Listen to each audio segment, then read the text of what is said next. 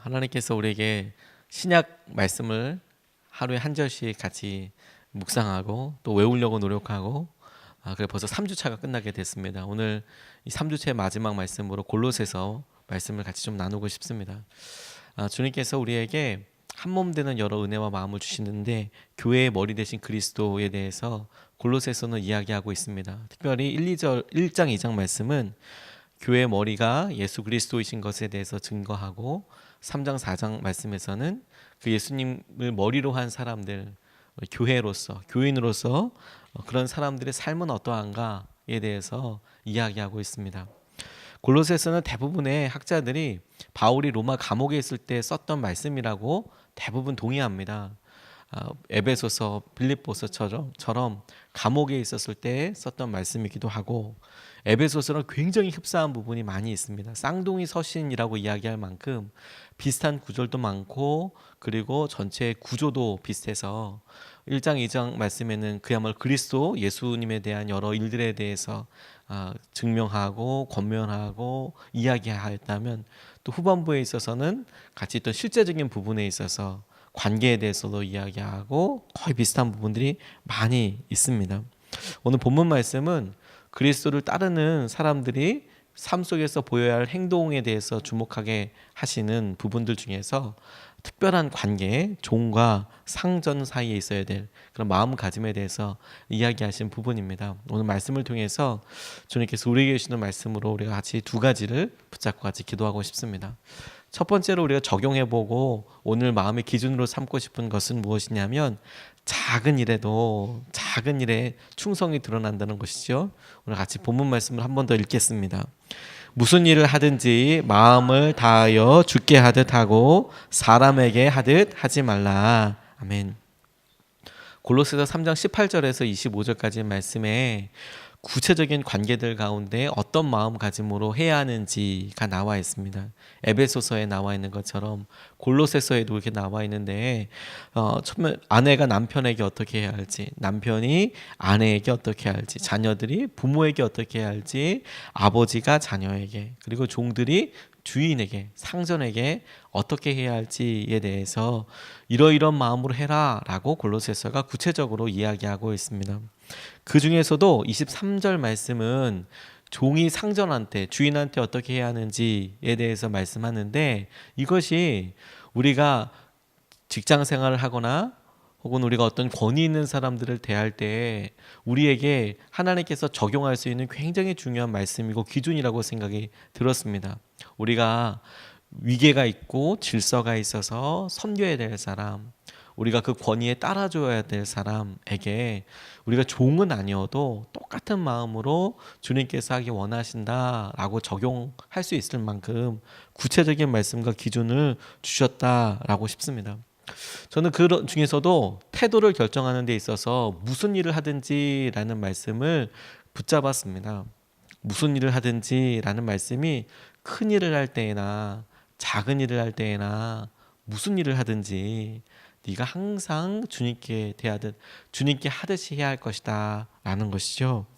그런데 이미 우리들 다 경험해서 알고 있다시피 큰 일을 한다고 생각할 때에는 기도도 많이 하고, 그리고 그 가운데 어떤 일을 하는지 보는지 고백도 분명하고, 누가 말리지 않아도 자기의 마음속에서 큰 일이라고 생각되는 일에는 에너지가 많이 들고 기도도 많이 하고 하게 되는 것을 많이 보게 됩니다. 근데 진짜로 무슨 일을 하든지 주께 하듯 하라 할 때 우리가 이것을 정말 따르고 있는지 아니면 그냥 별로 중요하게 생각하지 않는지가 드러나게 되는 부분은 어떤 부분이냐면 작은 일을 할 때인 거예요. 작은 일을 할 때, 우리가 보았을 때 티가 나지 않는 일, 우리가 했을 때 어떤 일이든지 사람들이 다 할 수 있는 일을 할 때 드러나는 것이 너무 중요하더라고요. 그게 하나님께서 보시는 포인트예요. 큰 사람들이 경험할 때 주님의 사람들은 작은 일에 되게 많이 집중하더라고요. 아니, 오히려 작은 일을 더 열심히 하는 것 같아요. 작은 일을. 때로 작은 일을 사람들이 알아차릴 수 있는 사람들이 별로 없습니다. 그런데 그걸 알아차려서 하는 사람들이 귀한 사람이더라고요. 그게 보이는 사람들이 그게 은사이고 그게 능력이고 진짜 그게 귀한 거더라고요. 그게 정말 귀한 거더라고요. 제가 이렇게 담임 목회를 하면서 큰 교회 부목사로 있을 때는 잘 몰랐던 것, 그때도 감사한다고 생각했었는데 그때는 눈으로서 잘 보이지 못했던 것들 중에 하나가 뭐냐면, 큰 행사들이 있고 그 행사들을 정말 멋지게 믿음으로 이끌어주시는 분들 보면, 야, 저한테는 저런 능력이 없다, 저는 저런 리더십이 없다, 뭐 장로님들, 권사님들이 일을 이렇게 척척 하시는 거 보면 정말 대단하시다 싶은 분들이 아무래도 눈에 많이 보였거든요. 그런데 가만히 보고 지나서 보니까 그런 분들도 너무 귀하고 그런 분들도, 그런데 그것만큼 정말 귀한 분들이 계시는 거예요. 마무리 하시는 분들, 뒷정리 하시는 분들, 끝에 가서 이렇게 열심히 하시는 분들. 저희 교회 속장님들 볼 때마다 그런 생각 참 많이 합니다. 다 가고 나서 혼자서 이제 교회 구석구석을 이렇게 마지막으로 점검하고 가요. 하다 보니 문이 잠겨 있는지, 이렇게 비가 오고 그러면 몇 번씩, 여리고성도 아닌데 삥삥 돕니다. 혹시 뭐 떨어져 있는지, 바람 날라와서 뭐 나뭇가지가 떨어진 건 없는지, 큰 거 무슨 문제는 있는지, 비 새는 데는 없는지, 그런 거 이렇게 보거든요. 그런데 그렇게 보면 아주 특별한 손길들이 느껴질 때가 있어요. 어떤 분들이 저 부분 이렇게 점검하는 부분들에 사람의 손이 다 있는 거예요.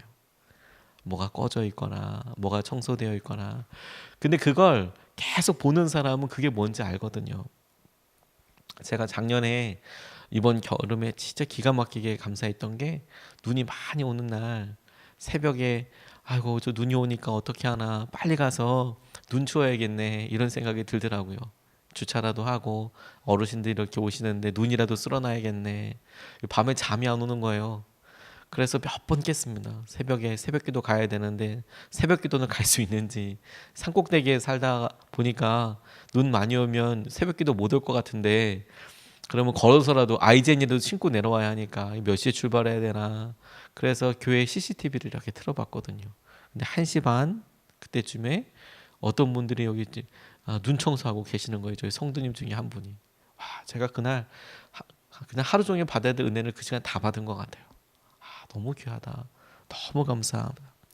작은 일이 보이고 어떻게 하는지가 진짜 은혜이고 기쁨이더라고요. 근데 그게 하나님께도 그렇지만 본인한테도 진짜 큰 은혜와 성령의 충만함이 되더라고요. 제가 여러 은혜의 순간들이 많지만 기억나는 설교 시간이 있습니다. 그 설교 시간이 사람들 많을 때, 그 많은 사람들 앞에서, 수천 명 앞에서 설교했던 때가 아니고 생명의 강 기도회라는 기도회에 인도했을 때예요. 생명의 강 기도회라는 기도회가 이렇게 뭐 월, 언제인지 기억도 안 나네요. 화, 목, 토 이렇게 있거든요. 그런데 한 번은 세미나 인도하는 기간에 이걸 걸리게 된 거예요. 그런데 세미나 인도하고 다음날 강의가 있는데, 안성에서 그때 당시에 세미나 인도할 때거든요. 저도 강의를 맡은 게 있어서 화요일 날도 강의를 섬겨야 되고, 수요일 날 또 첫 번째 강의도 또 해야 하고, 뭐 이런 시간이 되는 겁니다. 그런데 안성에서부터 성남까지 왔다가 가야 하는 거예요. 근데 이 생명의 강 기도회에는 한 많이 오시면 한 10분, 적게 오시면 한 4분 이렇게 오세요.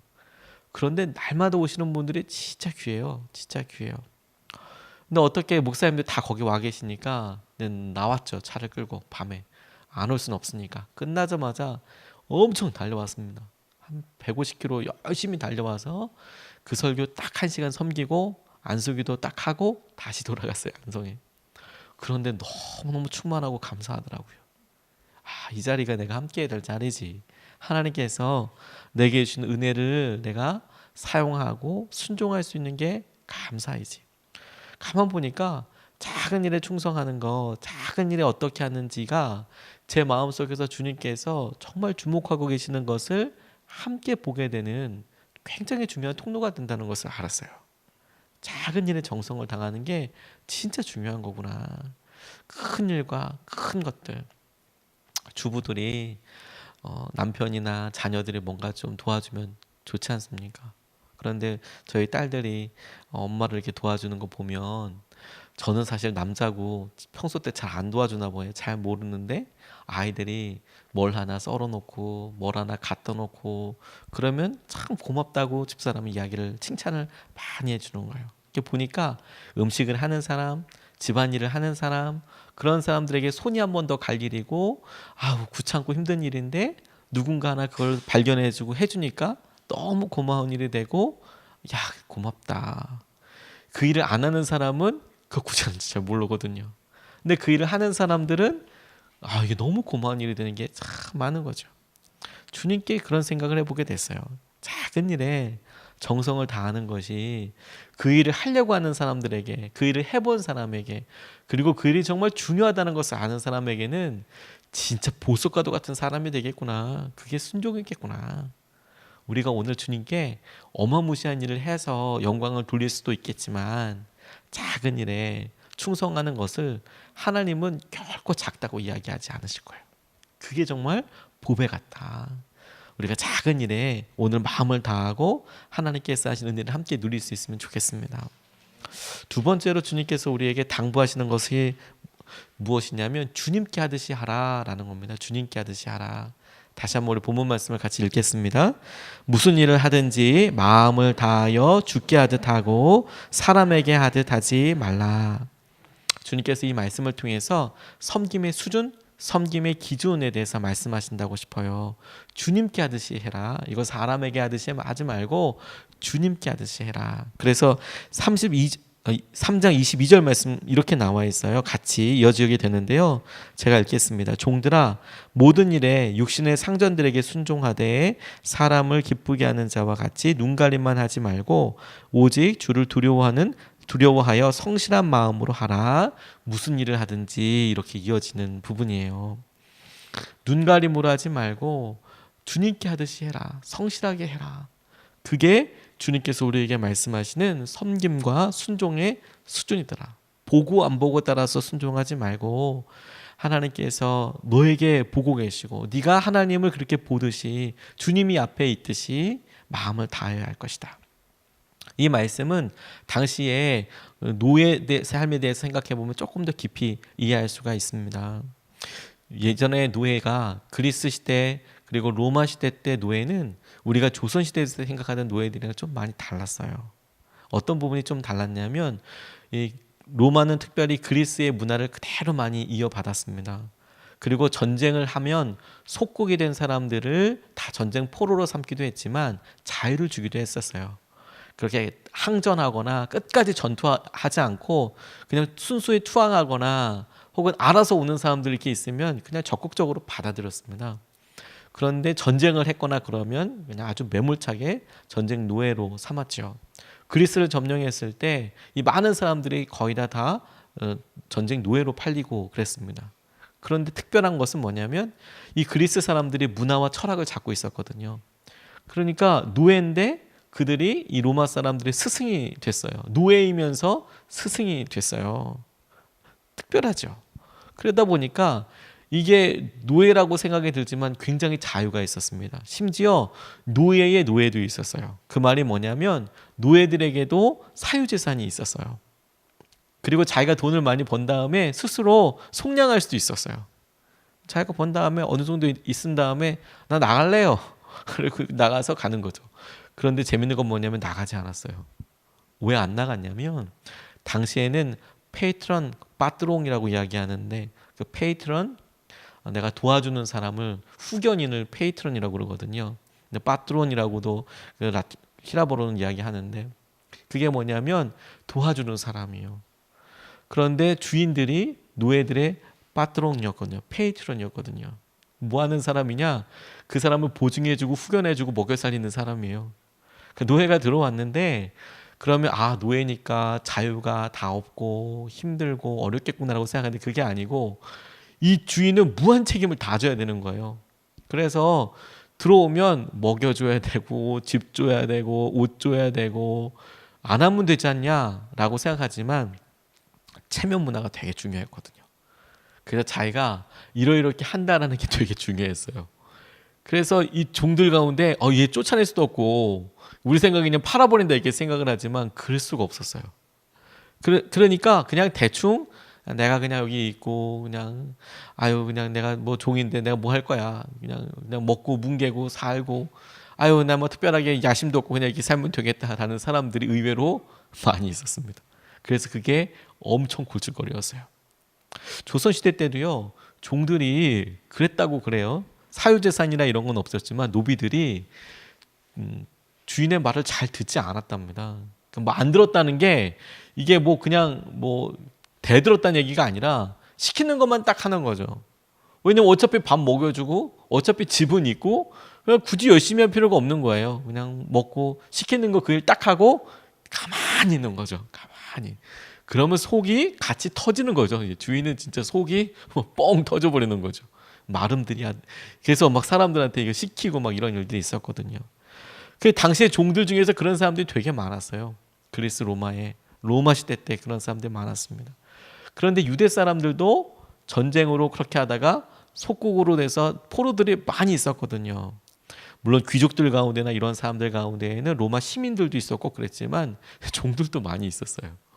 근데 그러다 보니까 사람들이 말을 안 듣는 사람들도 있었던 거죠.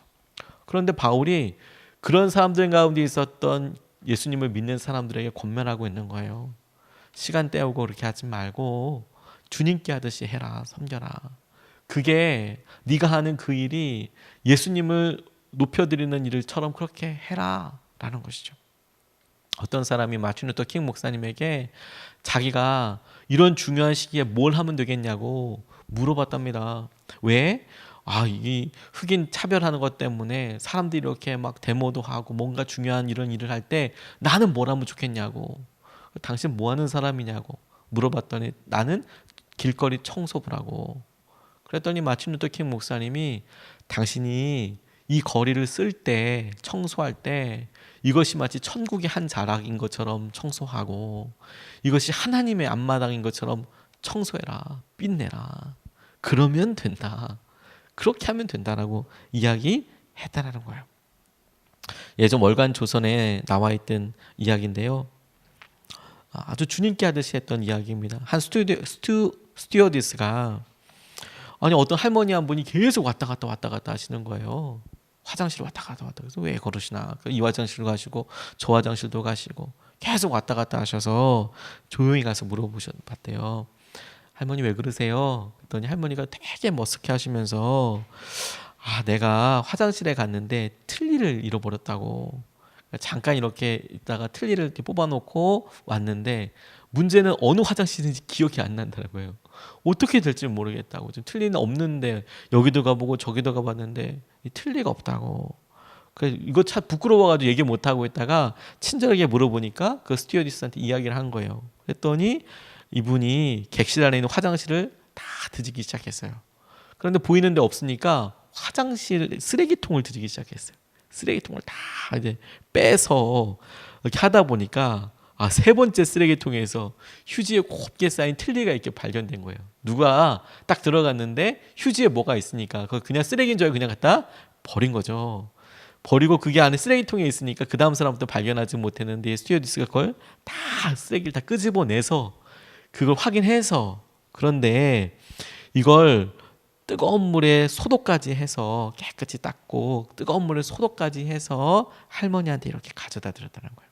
그랬더니 할머니가 너무 고맙다고 아이고 고맙다고 그렇게 이야기하더랍니다.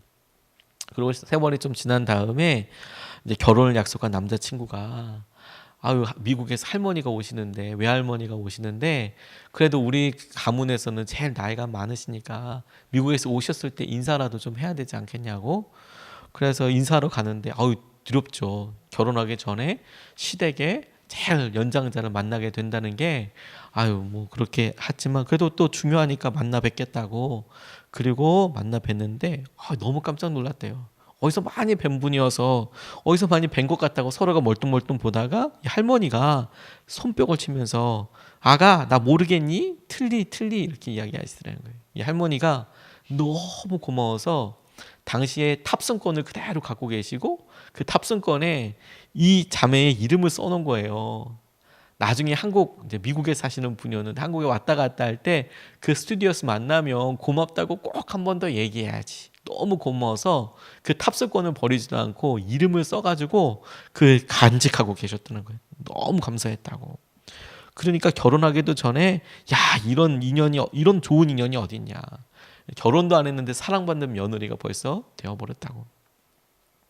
작은 일에 주님께 하듯이 정성을 다하고 주님께 하듯이 그렇게 마음을 다하면 그게 우리에게 가장 커다란 복이 됩니다. 그게 주님께서 우리의 삶에 직접 간섭하여 주시고 이끌어 주시는 은혜의 통로가 되는 거예요. 오늘 주님이 우리의 삶에서 이런 마음의 태도에 축복해 주시고 은혜로 주의 영광을 드러내시는 하루 되시기를 주님의 이름으로 축복합니다. 오늘 두 가지 말씀을 같이 나눴습니다.